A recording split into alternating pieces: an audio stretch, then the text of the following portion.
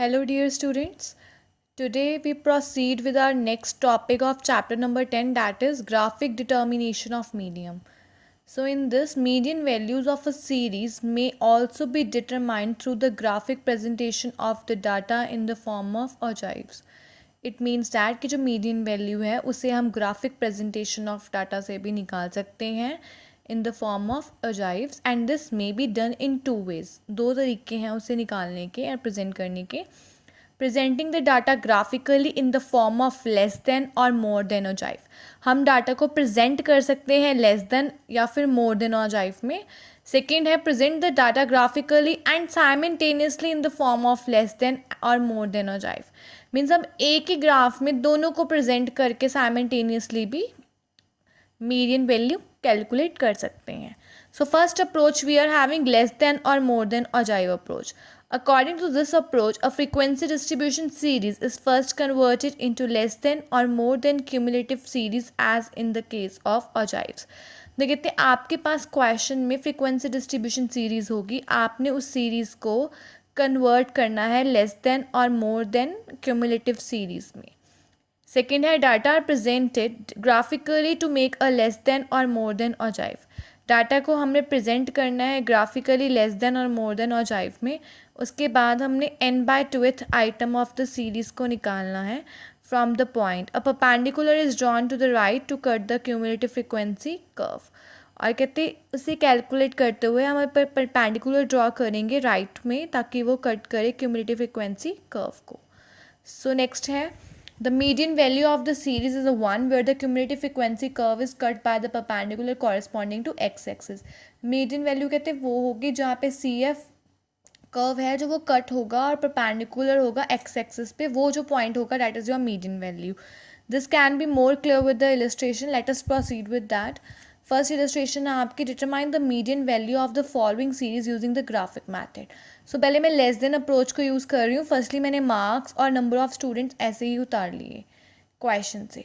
फिर हमने मार्क्स को लेस देन अप्रोच में कन्वर्ट करना है. So you must know that कि अपर लिमिट को हम यूज़ करते हैं. अपर लिमिट लिखते हैं 0 to 5 में, मीन्स लेस देन 5 लिखेंगे. Less than 5. नेक्स्ट होगा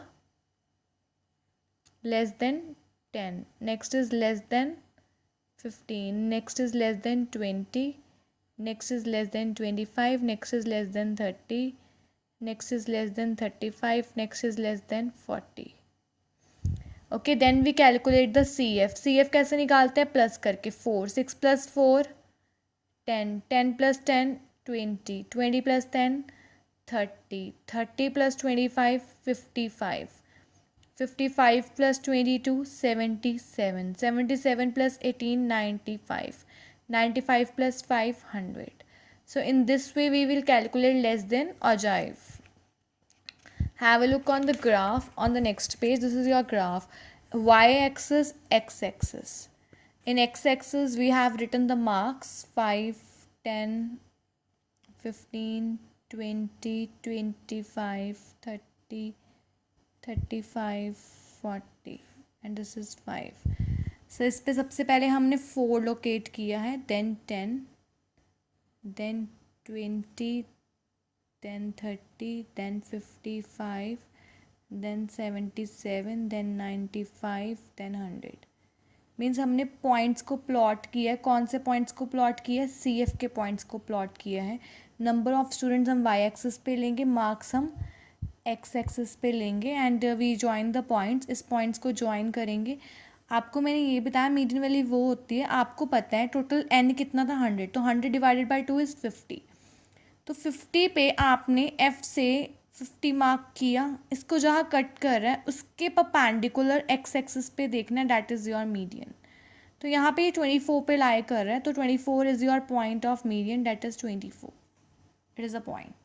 So in this way we calculate the median through graphic technique in less than approach. Next we proceed with more than approach. As you all are aware, 0 to 5, 5 to 10, 10 to 15, 15 to 20, 20 to 25, 25 to 30, 30 to 35, 35 to 40. ये सारे class intervals हैं, ये frequency है. You can make the more than class intervals. तो हम मोर than में lower limit लेते हैं. मोर than 0, more than 5, more than 10, more than 15, more than 20, more than 25, more than 30, more than 35. इसमें एक और क्लास इंटरवल एक्स्ट्रा बनता है, more than 40. So in this way you can write the class intervals and you will write the lower limit while making it. तो आपको पता है इनका टोटल कितना था 100. So you will write over here the CF starts from 100. 100 minus 4, that is 96. 96 minus 6, 90. 90 minus 10, 80. 80 minus 10, 70. 70 minus 25, that is 45. 45 minus 22, 23. 23 minus 18, that is 5. 5 minus 5, that is 0. So in this way you will calculate the CF in more than ogive approach. Okay, and you have to locate CF on the graph. So have a look, this is your graph. इसमें आपने 5, 10, 15, 20, 25, 30, 35, 40 marks लिखे हैं और यहाँ पे frequency लिखी है. You can locate the point from here 100, 96, 90, 80, 70, 45, 23 and 5 then 0 and join the line. उसके बाद आपको पता है n/2 date is 100/2 date is 50. तो 50 से आपने यहाँ पे ड्रॉ किया and make a perpendicular over here to the X axis. यहाँ पे जो पॉइंट आ रहा है डेट इज़ 24. तो आपका मीडियन क्या है 24.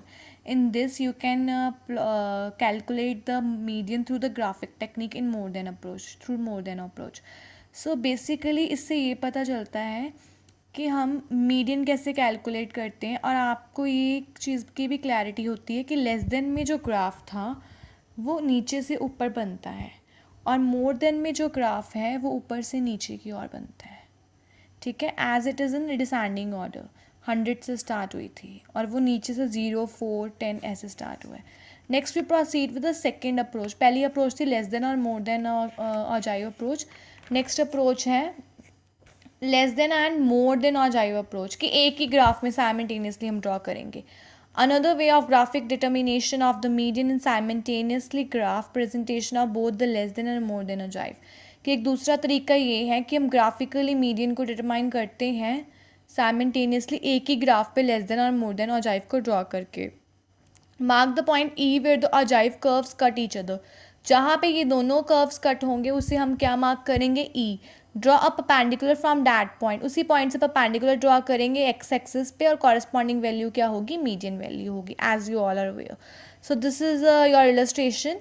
0 to 5, 5 to 10, 10 to 15, 15 to 20, 20 to 25, 25 to 30, 30 to 35, 35 to 40. Frequency है 4, 6, 10, 10, 25, 22, 18, 5. सो अब आपने लेस देन में क्या लिखते हैं, मैंने आपको बोला अपर लिमिट लिखते हैं. Less than 5, less than 10, less than 15, less than 20, less than 25, less than 30, less than 35, less than 40. You have written. Frequency जो सी एफ है वो ऐड करके आते हैं फ्रीक्वेंसी में. 4, 4 + 6, 10, 10 + 10, 20, 20 + 10, 30, 30 + 25, 55, 55 + 22, 77, 77 + 18, that is 95, 95 + 5, that is 100. And in more than में आपने lower limit लिखनी होती है. More than 0, more than 5, more than 10, more than 15, more than 20, more than 25, more than 30, more than 35, more than 40 is extra one. Okay, so 100 से start करते हैं. 100, 100 - 4, 96, 96 - 6, 90, 90 - 10, 80, 80 - 10, 70, 70 - 25, 45, 45 - 22, 23, 23 - 18, that is 5, 5 - 5, that is 0. So in this way you can make a table of less than and more than and we draw it simultaneously on one graph. This is your graph. 5, 10, 15, 20, 25, 30, 35, 40. पहले आप less than में देखो, less than में है नीचे से ऊपर जाता है ग्राफ. पहले हमने 4 लोकेट किया, then 10, then 20, then 30, then 55, then 77, then 95, then 100. This is your less than ogive. और मोर देन में ऊपर से नीचे आता है ग्राफ, दैट इज़ 100, 96, 90, 80, 70, 45, 23, 5, 0. जहाँ पे ये दोनों ग्राफ मीट हुए हैं उसे हम ई पॉइंट कहेंगे. आपको पता है n/2 that is 100/2 that is 50. 50 से आपने लाइन ड्रॉ करी, दिस इज़ योर लाइन. इसके परपेंडिकुलर जो लाइन आई, this is your perpendicular to X axis. और जहाँ पे ये लाई करेगा वो मीडियन क्लास होती है. एक्स एक्सिस पे ये 24 पॉइंट आया, तो मीडियन क्या है आपका 24. So in this way we plot that less than ogive or more than ogive on one graph, and we calculate the median simultaneously while drawing less than or more than ogives on one graph. So next we proceed with our next topic, that is merits of median. So what are the merits of median? Merits means basically the benefits of median. So first point is simple. Simple का मतलब है it is very simple measure of central tendency of the series. In case of simple statistical series, just a glance at the data is enough to locate the median value. कहते हैं ये बहुत simple major है central tendency का, और कई बार अगर simple statistical series है तो हमें देख के ही हम लोकेट कर सकते हैं मीडियन वैल्यू को. नेक्स्ट है free from the effect of extreme values.